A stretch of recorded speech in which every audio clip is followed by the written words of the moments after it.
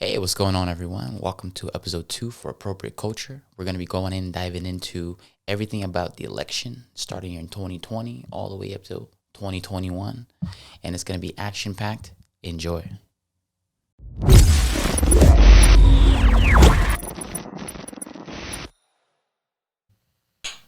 Cheers, dog. Nothing like some tea. Yeah.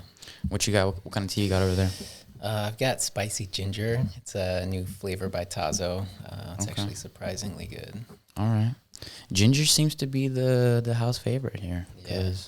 That's pretty much all I drink. Yeah, I know you do the straight ginger. We both do the lemon ginger, and then my favorite is actually the turmeric ginger by Rishi. Word. Yeah, same here. I got some ginger. Nice. Just ginger. Yeah. Well, I am ginger, so gotta recharge my powers every now and then. Wait a second.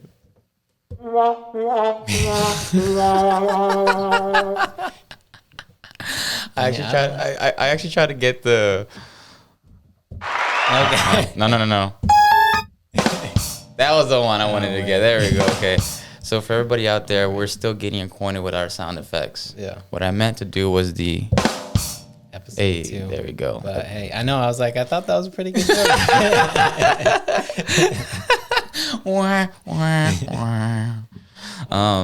Well, let's get to it, I guess. Yeah, let's get into it. We are. I call this the demonetization episode. I mean, who knows?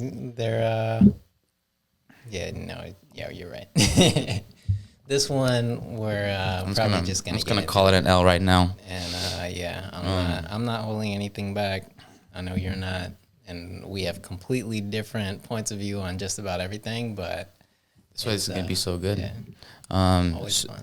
So just so people have an overview, we're just gonna get right into the entire segment as best as we can. Breakdown of the election year, all of 2020, working its way up through November, and then up till now, which pretty much has been action packed the entire way through. It's been a circus. Yeah, an absolute circus. Even putting Cirque du Soleil to shame over here. They need to step it up word. because this circus is a. My apologies to the circus performers. I didn't mean to offend you. Nice save. So I mean, in regards to that, why don't we have you start us off with. Let's rewind it as early as we can, and kind of walk us through how you felt about it, what you saw, what you noticed. Well, actually, thinking back, it actually is going to bring up some kind of rough emotions for me. I feel like it's something that I kind of just like blocked out of my mind, is that I really felt like the Democratic candidate should have been Bernie Sanders, if you really want to go back to even like the primaries. But yeah, I mean, I feel like kind of got pushed out like on purpose. Like they, really made it impossible for him to win, even though he had the most enthusiasm. And I mean, I guess now that Biden's won, the Democratic Party can say like, what we did worked. What do you mean pushed them out of the Democratic Party? Because I feel like even in this election and in the last election, he was the most popular candidate. He had the most support. People were most excited about Bernie, and really the Democratic Party did as much as they could to block him from becoming the candidate. Any specific reasons to why?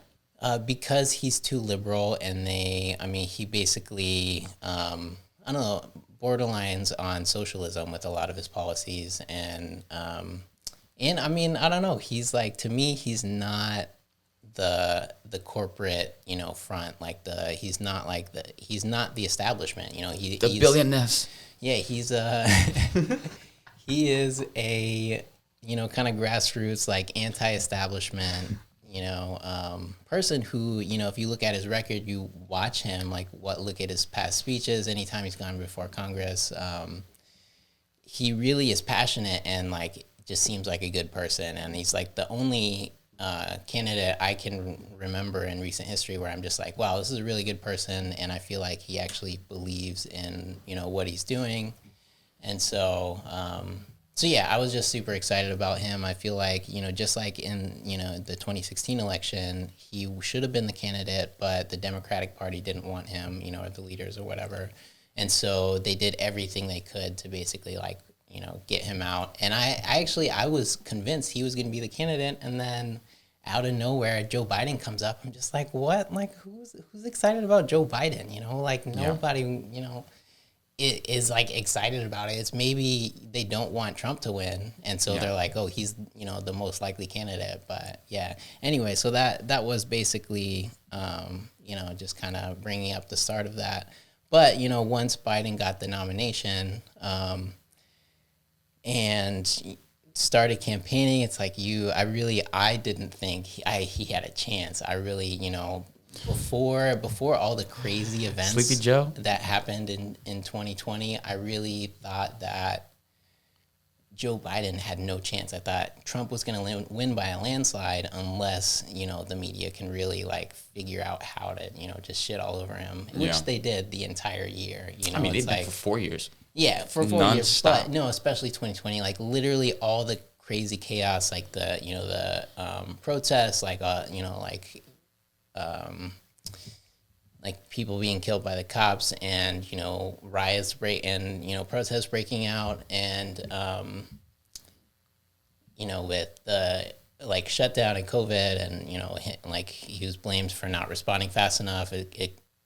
First he was blamed for like doing too much or something. I don't know. It was like basically he couldn't do anything right this year, and so yeah, just I feel like pretty much everything that happened got blamed on him, and like the Trump administration, and he did his like nonchalant, like whatever, I don't care what you say, I'm just gonna keep doing, and it's like with the echo chambers that really just like evolved, over the last few years with social media, and like the way that they structure social media, I feel like it just got super divisive, and then they the people who didn't want him to win, really just like did everything they could to make him seem like the biggest monster in the world.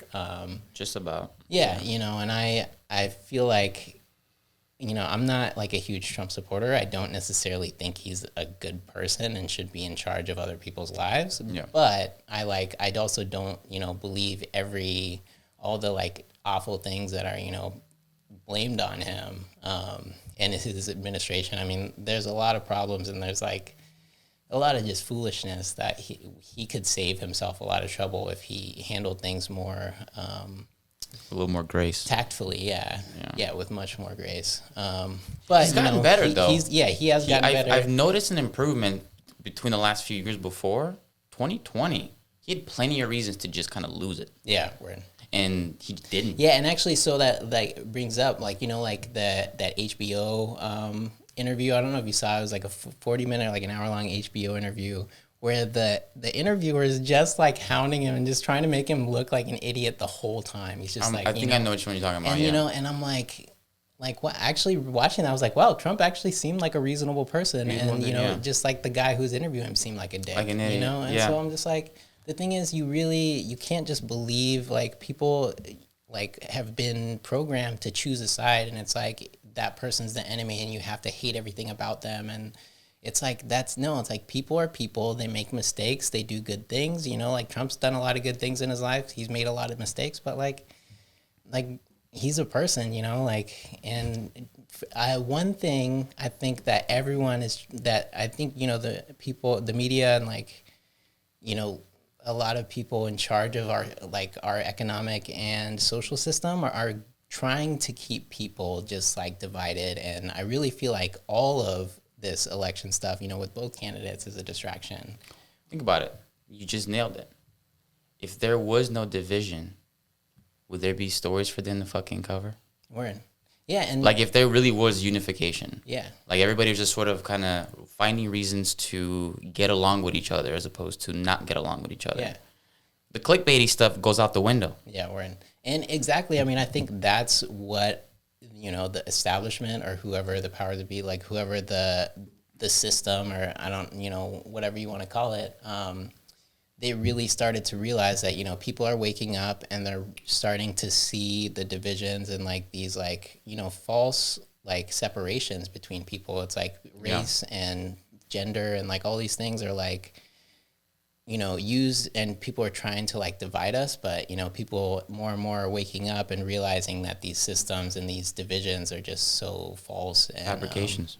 yeah, and so everything's just being like played up every time, there's a catastrophe or, some chaotic event. It's like made to seem like the world is ending and like, and there's someone to blame for it. So you have to like go and fight, fight for what you believe in or fight against, those people who are, gonna ruin your system or ruin your world or something. And it's just like, no, like what people really need to do is stop paying so much attention to the news and even, like the crazy events. It's like go within, figure out who you are, what's your purpose in life, why are you here, are you here to participate in that, are you here to improve like communications between people, are you here to fight with other people, like figure out what you're here to do and then do that. Like don't pay so much attention to like the news and the media. Like really turn off the news, turn off the TV and like focus on your life, doing what you can. And then if you see yourself as having a purpose of being in politics and, trying to change the system, then go into politics. But like, I feel like people just focus so much on what other people are doing and like what, the leaders or whoever is doing, and like they don't take enough ownership and control of their own life.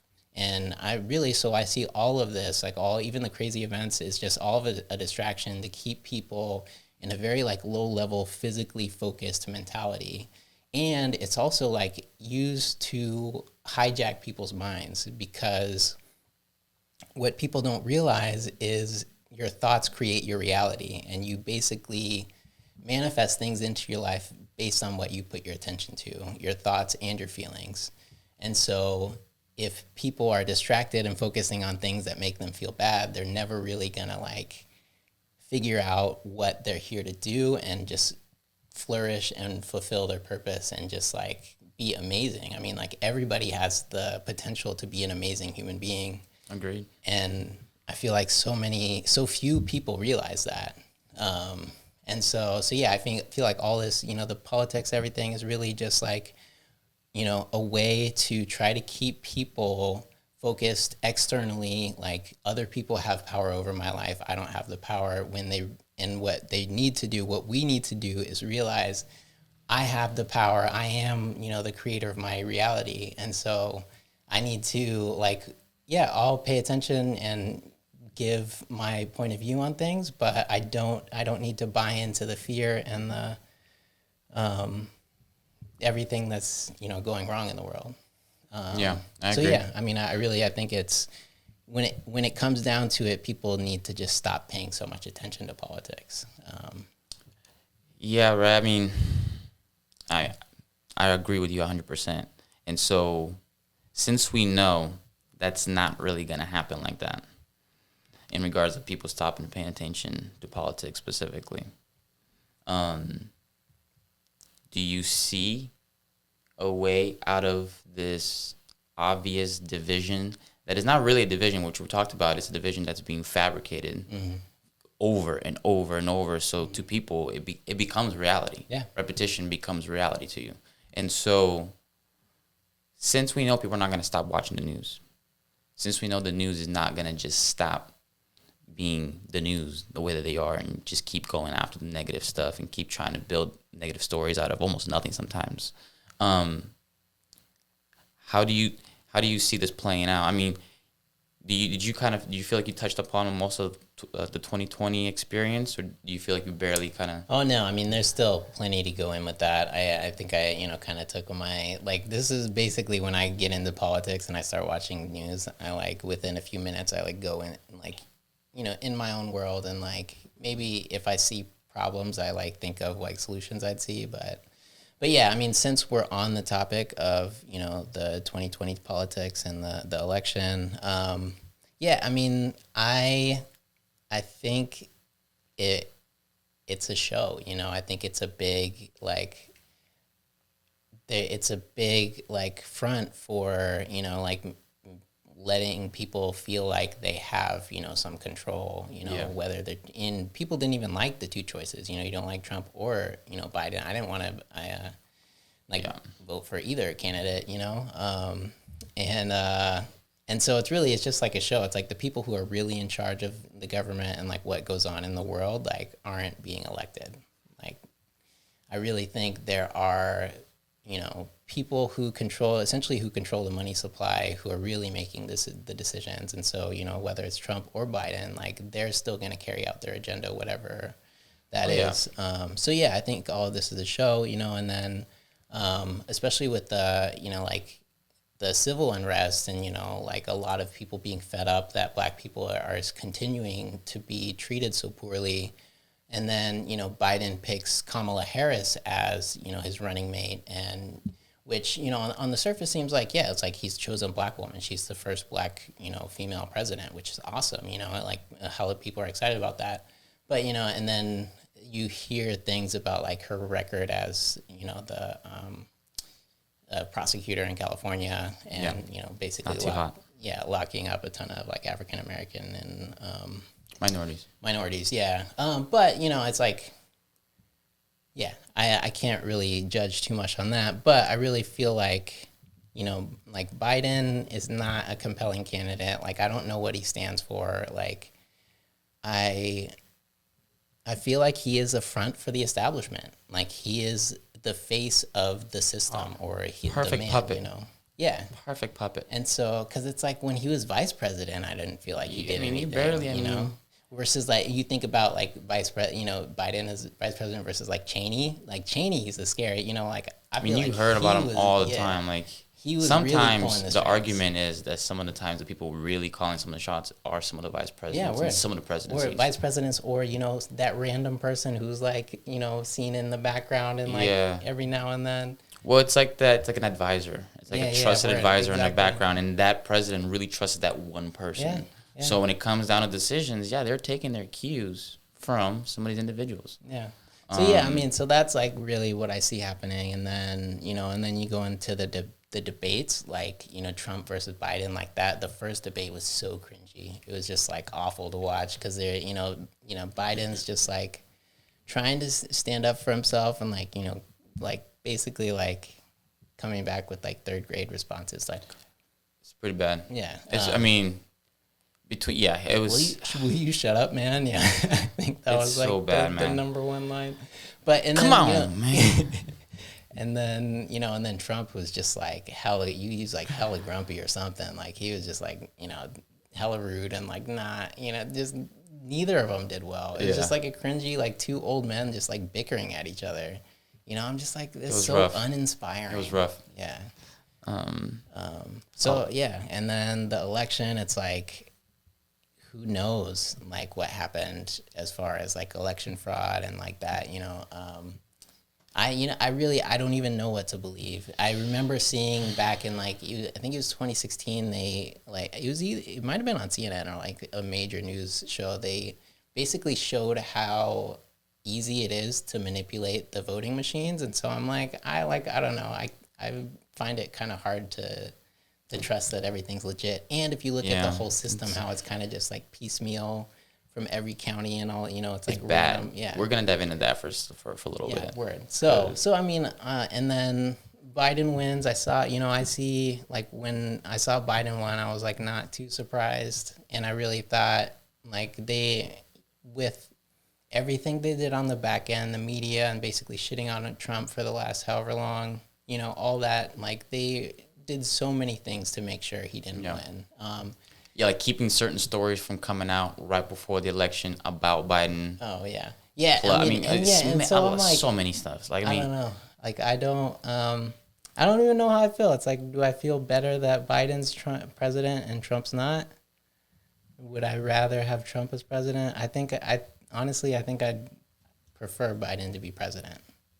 And that's like, you know, it's kind of like the lesser of two evils. I don't. it's just the scary thing is like you have no idea like who's really pulling the strings. But Yeah, that's the thing. The more I try to think about this type of stuff and try to really understand it, on the most logical way, you start to understand that there's so many variables. And layers. And you're not even in the room. Yeah. You're not even in the room. Yeah, you don't know any of these people, and you're not in the room. Yeah. So all the cues you're taking is from screwed up media sources, and then here and there, if you find some sort of more independent media source that really cares about giving the truth because they're not being guided by big money on the back end. Mm-hmm. Which is rare. And that's rare. And even that, you're still putting in bet because it's that person's research. Yeah, and so, in a sense, nobody really knows anything. Yeah. Yeah, and that's why I think my conclusion is usually to just stop paying attention. Yeah. And so I guess what I've come to, I'm still going to we're going to dive in deep. Oh, yeah. But one of the things I've realized recently is I was like, dude, it's futile to let your emotions get wrapped up in any of this. Mm-hmm. Not even like 1%. Yeah, because like you said, it's like they're putting on a show. Yeah. So it's like when people let their emotions go all over the place because their favorite season ended or because their sports team lost. Yeah. It's the same thing. Yeah. It's the exact same thing. And I already don't allow myself to get upset when sports teams lose or when a show stops being aired because it's ridiculous. Grow up.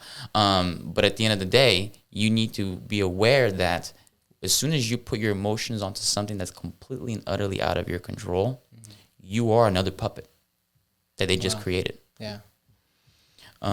What's funny is you nailed several of the points that I spoke with my dad earlier this morning. And he's in Brazil. So we were catching up and we were talking. I was asking him how things are going over there with the lockdown and everything. For the first time ever, almost all the countries are experiencing the same type of thing, which is like unheard of. Right. So I was checking in with them, catching up, and he asked me straight up back, what's going on with the election and everything, because it's like world news whenever United States election type stuff happens. Yeah, everybody's paying attention to it. And so my mom's American, so that obviously helps the fact that it makes sense for them to stay in the loop. Long story short, part of our conversation, it was exactly what you talked about, which is I feel like this is like the equivalent of like a WWE show. Yeah. Where it's just like, it's just this back and forth, and everybody involved is sort of just playing their little role. If they're like the side girl, if they're the main attraction, if they're whatever. And it's just all this big, this big sort of fiasco where everybody's getting a paycheck. Yeah, who's involved. Yeah. And there's a bunch of people watching it and going crazy and losing, like either going cheering for it or, boo type of thing. That's exactly what we're witnessing now. Yeah, although I feel like there's a number of people who actually like really care, who are, in the WWE arena, like thinking that this is real, That's the point. And most of the fans That's the whole idea is I really feel like comparing these two ideas to each other really makes a lot of sense. Yeah, we're in. Because the paradigm is almost like that's too real. So funny. That's a great analogy. I love that. And so you have people like you and I were like, yeah, WWE fake as hell. And then you have some people like, oh hell no, I got this guy, man. He's the crusher. You know what I'm saying? And like they're really for the person. Yeah. And you're thinking you're kidding, right? But the person is for real. Yeah.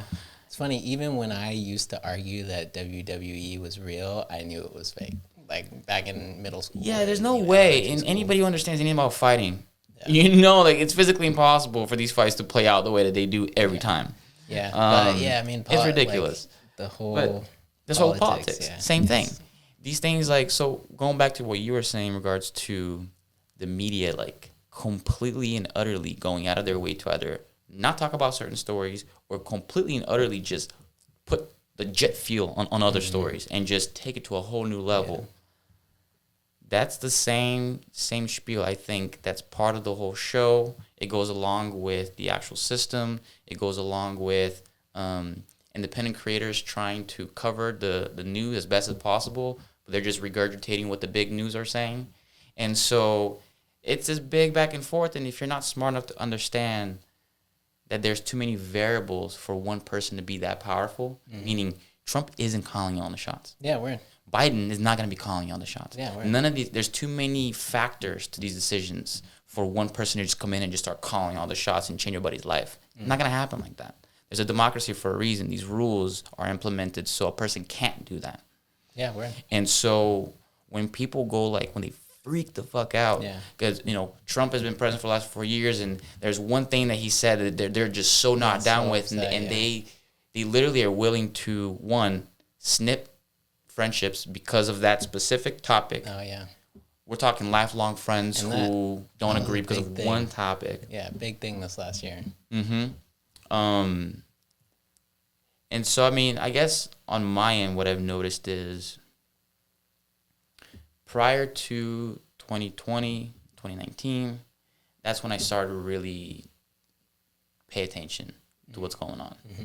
Prior to that, I was the type of person that was 100% what you just said before, which is focusing on yourself through and through, turning off the TV and not ever paying attention to any of that stuff, because I 100% believe that that's how you should live.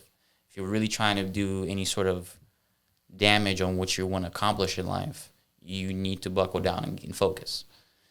That being said, since we got to 2020, for the first time ever, I actually experienced people who were, people as in politicians, who were deciding certain rules that was directly affecting my life on the spot. Yeah, we're for the first time ever, that was actually happening. Before. You mean what specifically? So, for example, lockdowns of all kinds and specifically different rules like curfews and order. I mean, we can go down, but you know what I mean. Those type of rules. So, for the first time ever, these rules were directly impacting my life, just through and through. There was no way I could deny. Before, the new rules, like maybe your tax went up a little bit or whatever, it just never felt like any of it was, no matter who the president was, my life never actually felt like it changed. It just felt like it was, okay, new president, different president. My life is still rocking the same way I planned it for it to go. Right. And then this last year, I started to feel like I was like, I don't know if I should feel this way or not, but they're making me feel like I should pay attention because it feels shaky. Yeah. It feels super shaky. And so, like you said, it's sort of like picking the worst of both evils. But I started to assess it, and I was like, okay, walking in with a blank slate, meaning I don't have a side type of thing. I have not voted before. I'm like, all right, I have been shown and told to hate Trump beyond belief without any recognition, without giving him even a second chance. Yeah. If I'm going by what the people around me, especially here in Seattle, have all said, basically the dude is an absolute, he's monster. Evil. He's evil. We're talking Hitler type evil. Yeah, we're and that's the part where it started to trigger my curiosity, because I was like, okay, I've known about this guy since like The Apprentice days. We had a show, right? Money, money, money, money. And so I was like, all right. So I know he has sort of like an off personality. And like people are just kind of like that. They love him, they hate him type of thing. Yeah. But for you to compare him to Hitler and some of these other ones, I was like, I have to at least assess what you're trying to say here, because that's a pretty big statement. Yeah. I mean, this person literally killed millions. An entire generation of a group of people. Yeah. And so you start to assess, and you start to watch some of these interviews and go through the stuff and see some of the interviews that you talked about with like Fox or whatever, and all the other news stations. And you're like, okay, the dude might not be the best, but he's not Hitler. He's not super evil, yeah. He's not Hitler. And so you start to be like, okay, I see that there is some, not even for the media, but perhaps the media starts it, but from the regular people talking to each other, I was like, it seems like people are just sort of jumping the gun to pick these really nasty names and just sort of throw them on people. Yeah. Without any real truth behind that statement to that person and putting that together. Word. Yeah. One big problem I had with people doing that this last year is when you basically just like write off or discount a whole group of people as like deplorable is like a word, that was used, or like, like they've been canceled, or like like they're not human anymore or something, like because they made a mistake. And I'm just like this is not how like you're not gonna reach those people, you know. And like by cutting people off and shaming them and telling them they're assholes, you're just going to, one, make them hate you, two, they're definitely not going to listen to you, and three, whatever they were doing, they're probably going to feel amplified because they now have to like stand up for their side, and so it's like it's just all division, and it's all so just like surface and phony. And I think when people really start to figure out like why they're actually here and like what their specific purpose and like contribution that they have to make on this planet is, then they'll stop. They won't. Sweet. So you were saying? So, well, now that Biden's elected and Trump's on his way out, yeah, it's like right after Biden got elected, there was a lot of talk about the election being overturned. And there's quite a few, I heard quite a few like podcasts and like YouTubers and, people saying that the one way to really like to mess with people's minds would be to allow them to think that their candidate has won and then overturn the election, because there was a lot of talk about election fraud and Trump basically overturning the results of the election, in which he definitely tried. Rudy Giuliani, as his lawyer, they filed numerous lawsuits and tried to overturn their election, and then it almost seemed like the line from the debate, like stand back and stand by, was like him like prepping for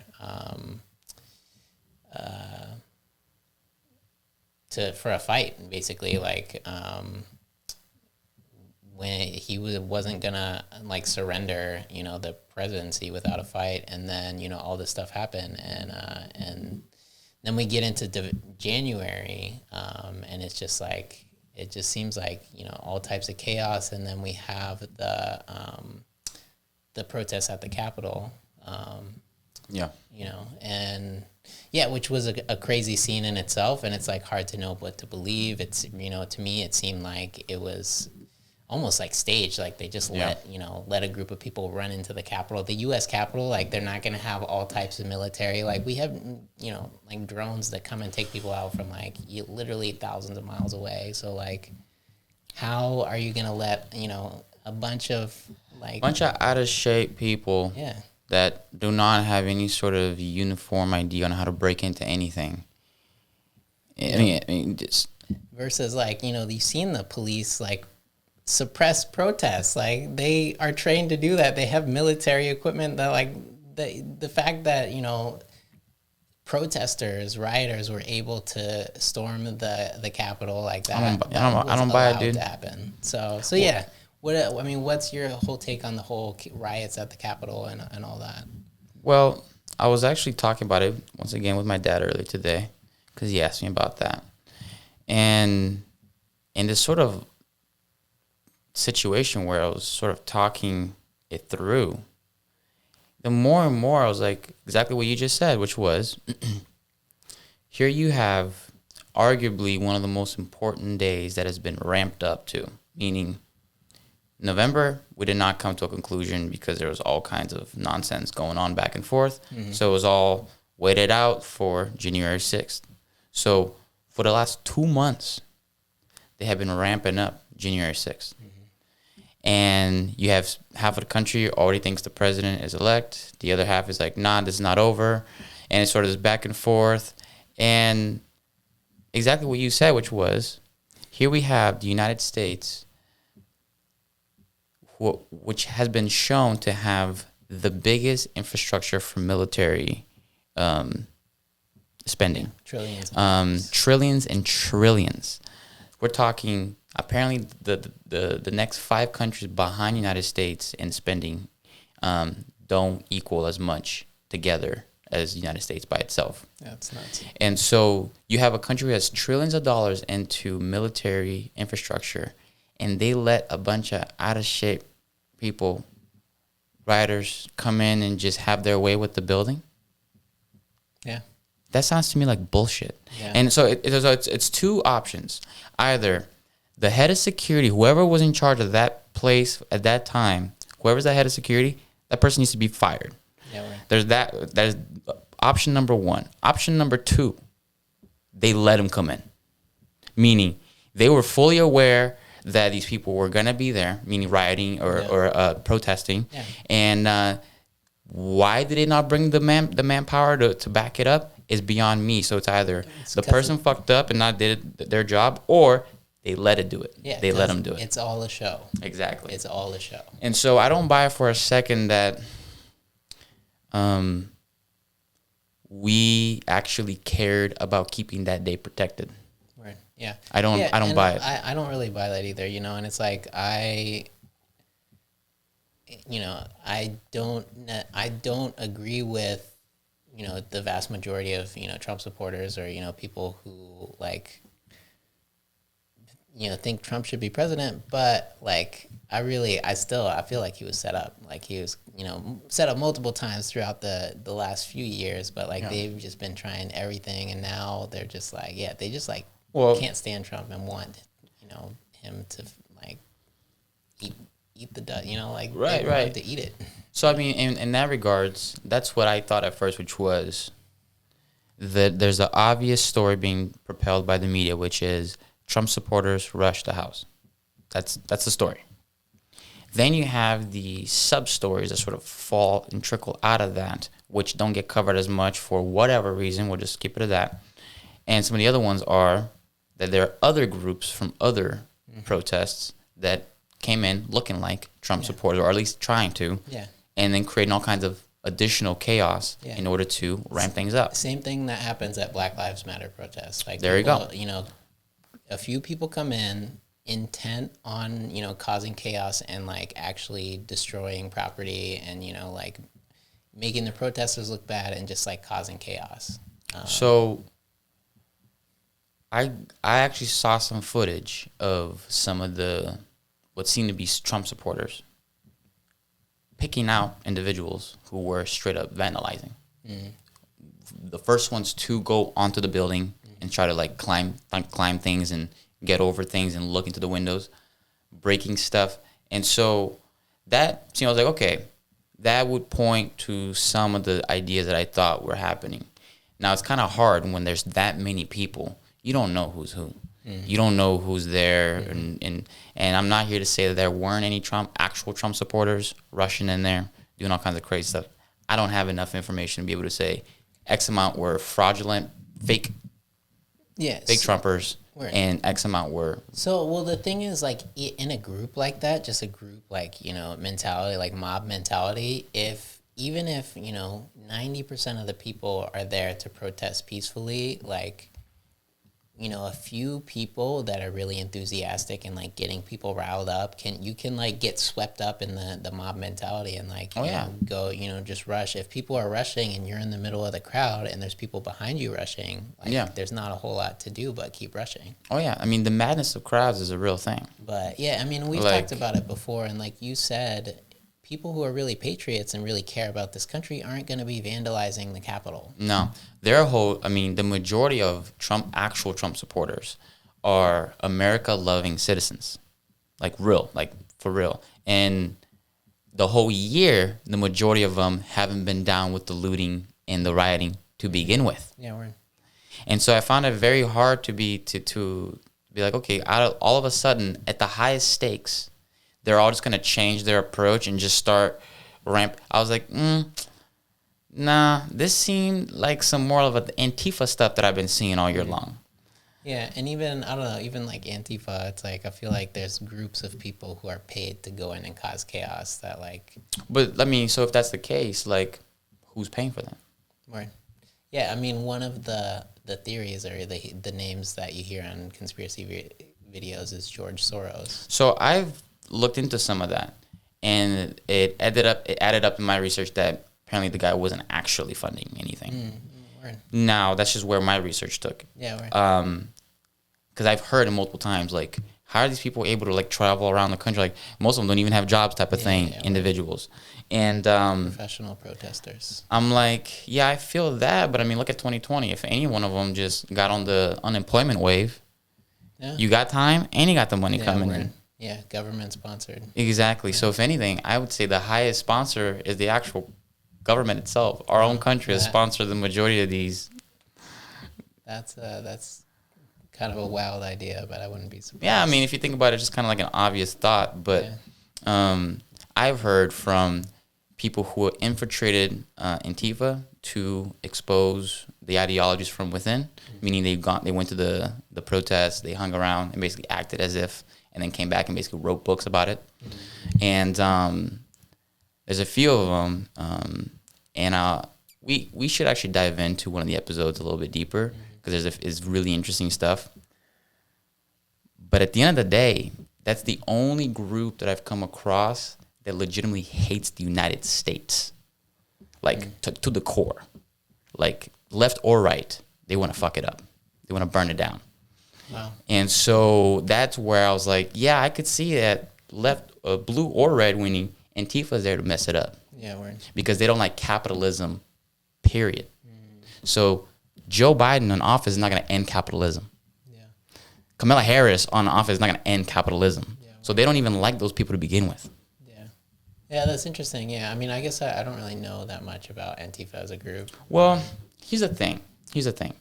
I have done the formal research, and then I've talked to people. And there seems to be I would segment into two types of Antifa. Okay?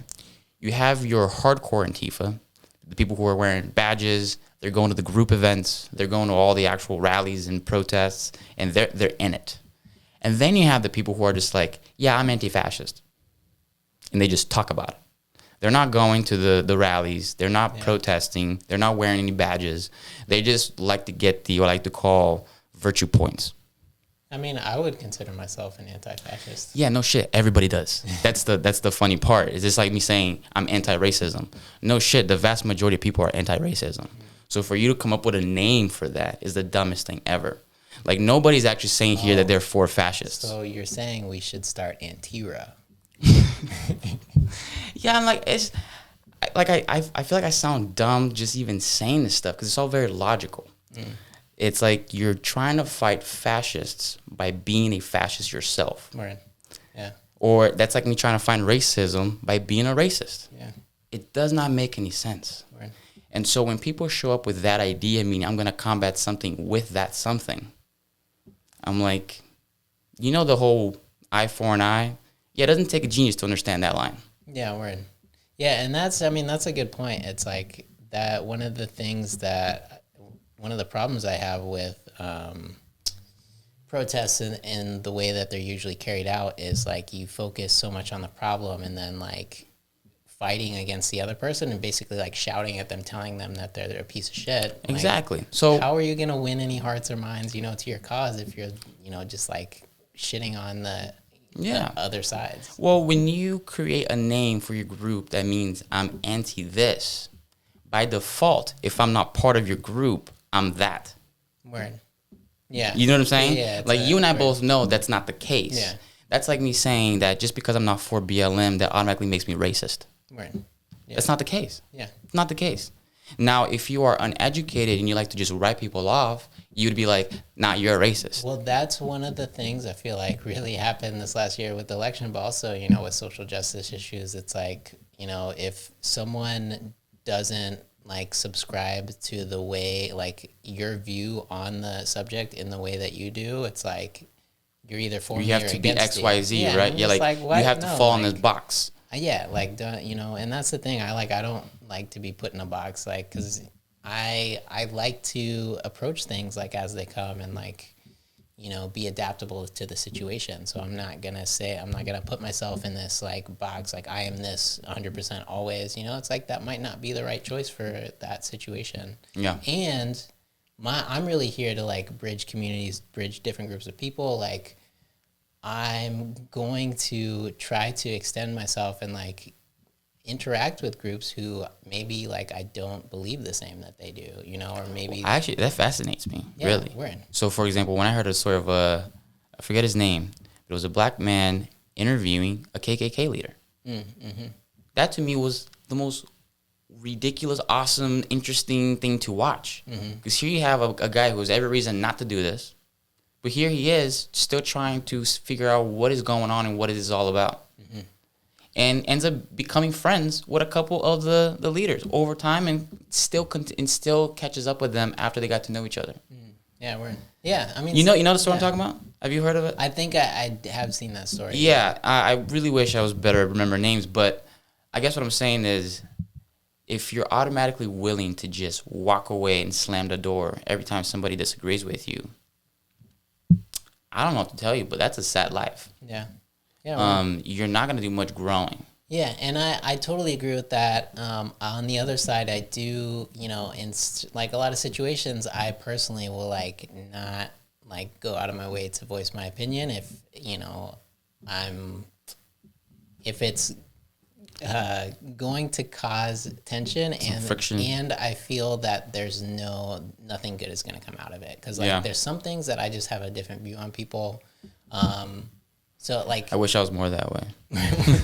yeah, so like, I mean, like spirituality is a big thing for me. Like I have a lot of views that, you know, a lot of people I think would consider strange or weird, you know, like contrary to their views. And like if, you know, someone is explaining their philosophy, I'm just gonna sit there and listen to it. You know, I might like, you know, give some views about mine, but I'm not gonna like try to convince them, or like convert them to anything. It's like, you know, I'm still figuring stuff out. And that's kind of how I feel with like politics. Like I feel like I don't pay attention enough to it to really have a, you know, a strong, like, I don't really know these people, you know. It's like I know what I see on TV, I don't trust that. I know what I see on media, like I don't trust that because it's influenced like on social media. It's like, so until I can go and meet these people, or like, you know, spend a significant amount of time like understanding them and like what they do and what they believe, then, you know, like that's when I'll pay attention to politics and, you know, really like feel like I'm, you know, doing something by participating. And but, you know, if I'm just watching like CNN or NBC and like just all like those like negative, like telling me how awful someone is over and over and over all day, every day, like I don't need to see that. Like, no, thank you. Like I'd rather watch the Food Network. You know, it's like when I go to my parents' house and they're watching CNN, I'll like switch it to the Food Network, not because I really want to watch Food Network, but because it's like much better than having the news on. I really think everyone should turn the news off and like find a like a neutral-ish, as neutral as possible source of news who's not like coloring it, you know, towards their agenda. If I'd say find multiple that are in different spectrums. Yeah, and so you can really see what's happening here. But like, you know, like pay attention to who's sponsoring it, like, you know, like what the message is behind it, and how you feel when you listen to it. If it makes you feel good and inspires you, and like, or you know, or inspires you to change something, you know, that's something you should pay attention to. Like, focus on things that like make you feel good and like are directed towards things you want to see more of in your life, you know, and stay away from anything that makes you feel bad or worried or fearful, which is like most of mainstream media. And news. Yeah, that's a good point, because going back to my earlier point, how I would consider that I got into it, meaning I became a lot more involved in the last 2 years.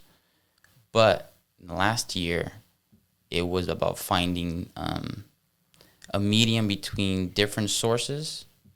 But then, like you said, finding, after doing your research, finding these sources that continuously to you come across like these people are really trying to put the truth, whether if it's pleasant or not. That's it. Word. And that's how I view journalism. You don't, like, I don't care if it's a positive or a negative, just give me the truth. That's it. And at this point, we're so far from that. And thankfully, there's sort of like a pendulum effect where the big media has screwed up so bad for so long, the average person completely has written them off. The average person. There's still a few people who are like actually buying into this stuff for real. But for the most part, they're pretty much spending money to lose money. These people, like, they have a sinking boat, and they know it. And they know that private, smaller content creators are starting to get momentum, and they're starting to be more trusted sources for regular people like you and I than big news themselves. Word. And that's like one of the things, I mean, goes to my point. It's like those small content creators, for the vast majority of them, are putting out content that makes people feel good, that like inspires them. You know, they might even be talking about a problem or something that they don't like, but, you know, point at the problem for just like a second, you know, and have that show you where you're going, where you need to go, where the solution is, you know, and focus on the solution. Perhaps a little comedy on top of it. Yeah, exactly. You know, things, you know, keep it light, but like, you know, if there's issues, like instead of focusing on, oh, this issue, it's getting worse and worse, and like it's just going to be so bad, and like there's, you know, like no way out of this black hole that we're going down into. It's like, no, like say, okay, we have these problems. Here are the things we're working on. And then put it in like, hey, this is like, you know, something that we need to be aware of, something that we need to work on, you know, or just like put it in a way like, hey, this is how it is, even if it's terrible. And like, this is where we are. This is where we should, you know, this is where we can go. Like, you know, talk about like ways to make things better, or, you know, the start of a great project that is making things better. If you find a problem, like, there's probably people working on the solutions, like focus on that, you know? Yeah. But I mean, that's like not the system we live in, but I feel like it's the system we're moving to. Yeah, I believe in the information age. Because of the internet, big companies like big news are having a harder time containing the story they want to be told. Mm-hmm. And so whatever the truth is, it's going to just sort of keep seeping, kind of like water. You could put a rock in front of it, it's just going to go around it. Yeah, exactly. And so the truth might take a little longer to show up because it's being kept from you, but it will always seep right through. Yeah. Well, so my prediction for 2021 is that this is going to be the year of revelation. This is going to be the year that a lot of light is thrown. There's going to be a lot of problems that are exposed. Things are going to seem awful. And I really feel like we're moving towards, for like a lack of a better term, and at the sake of being cliche, like we're moving towards the golden age. Like we really are going to enter a new age of peace and prosperity, and where people are going to be more connected and just, you know, more compassionate and care about each other more. And so we're going to stop all these like, you know, wars and all this violence and, you know, contention. And, you know, it's like this year, I feel like it's going to be the shift. It's like, it's gonna get worse over the next few months. Like a lot of like crazy, shocking, you know, things I think are going to come to light, because there's a lot of like negativity and evil essentially going on in the world. And I think all of the negativity, all the negative energy, all the evil, all the, you know, like selfish intentions are going to be jettisoned from our planet over the next 20, 30 years. So it's going to be uncomfortable at first, but I feel like it's like we've got this like mucus in our lungs, like that we've been building up for so long. And like 2021, it started 2020, we started coughing. 2021, we're gonna cough that shit out, and it's gonna be gross.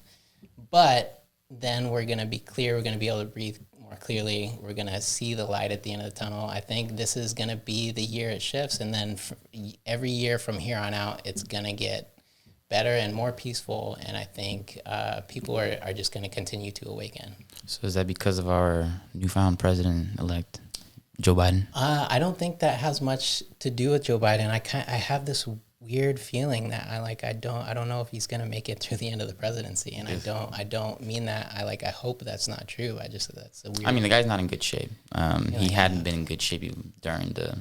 But yeah, I feel that about Trump too. I'm like I kind of worry about his health, and he seems like he gets so angry, and just like I'm like, I hope, and God bless both President Trump and President-elect Joe Biden. I pray for both of their health. I hope they learn to look inside and trust their heart, and just be compassionate, and really just try to lead from an open heart and a place of love. Here's what I gotta say. I mean, we'll see what happens. Just a slight point here I like to make. So I was looking at the numbers on votes for all the different top presidents, the number 1 and 2 presidents from each party for the last few runs, all the way till just Barack Obama. Okay. So I think it's safe to say Barack Obama is probably one of the most popular presidents. Yeah, I campaigned for Obama. Okay, there you go. Yeah. So he had received around 65 million votes in 2012. Joe Biden received 80 million. Trump received 75 million. So I remember I was talking to you about this a while back, how I had never seen this much excitement for Trump. Like, as far as like the people who are really for him, like I was like, these people are like diehard fans. Yeah. I was like, call it what you want. I know people hate him, but people who do like him, they like him. They love him. Parades. They're in it. Yeah. Like they're actual fans. Flags, giant trucks. The whole 9 yards. The whole 9 yards. And I really felt that. I was like, the love for the guy is really strong. And then I'm like, I don't feel any of that love from the Democratic Party towards Joe Biden. Kind of like what you said It was about either the for hype. Trump or Against Trump. People were that passionate, but only about getting him out of office. Not So do about you think Biden. they were so passionate to get him out that was the reason why he had record-breaking votes, where he surpassed Barack Obama by 15 million votes? I think it is because both sides were so fired up. I think we've had more people vote in this election than any other election in history. Right. And But some would argue not for the reasons that you might point out. yeah, not because they were. We had a lot of excited dead about people Biden. voting. Oh well, I don't know about Apparently, like no, serious. Well, like so a actually, lot of dead people voted this year, that. last year. From what I understand, that happens every election. I know, but like the numbers, I hope the numbers are wrong, because we're talking hundreds of thousands. Actually, some would say breaking 1 million plus of dead people who were counted for votes. Yeah, I mean, I haven't heard about that. Yeah, so I can go into that real quickly. And this is the part where it starts to get dodgy, because I heard so much stuff about voter fraud. I saw legal paperworks, testimonials, videos, audio recordings, happened, all of this stuff from multiple different states. And so I'm thinking to myself, I'm like, okay, even if some of this stuff is not true, some of this stuff has to stick, because I've never, like, it's sort of like the alien thing. Okay, even if 99% of it's not true, but if 1% is true, that's enough to disprove anybody's idea that aliens don't exist. Yeah, we're Same thing with fraud. And so I was like, okay, perhaps all of the things didn't happen, but a lot of the stuff was very compelling, to the point where if I was in the court and I was actually ruling in any of these court cases, you'd really have to look into this stuff, because it's appalling. Well, so the thing is, but it's like I feel like there's such a gray area, and it's really like he said, she said, that it's like it'd be so hard to prove anything to overturn any results. Well, but see, that should not be a factor in the election process. Meaning, it should not be hard to go back to the day and count every step of everything that was implemented to get the result. I agree. Meaning, yeah, sure, at a middle school talent show, something can get unnoticed. Yeah, 100%. Unfortunately, this isn't a middle school talent show. Yeah. This is the goddamn United States presidency. Yeah. And so, I mean, I was blown away when I watched footage from, specifically, and this probably happens in all the states, but I just saw this footage from Georgia. I don't even want to say it. It's so bad. The zero security, nobody's looking at credentials, nobody's looking at IDs. People are not where they're supposed to be. All the different rules that are supposed to be kept in place just to keep things sort of neutral, they're all being thrown out the window just because some person that's the local manager starts to just say that. Like, things that I'm like, how is this so unsupervised by people who don't have an agenda on this thing? Yeah, a lot of regular Joe Schmoes, like real Joe Schmoes with like a very limited idea on what they're doing to fuck this whole thing up. I mean, that's to keep it short.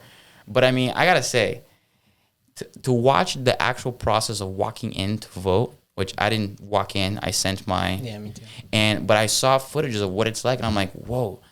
I remember middle school events that had a better security and system than this. Yeah, strip clubs have better security. Straight up. Yeah. And so, in a way, I'm like, there's a reason it would been so hard to prove all this stuff. It's because the whole time, every step of the way, things are getting fucked.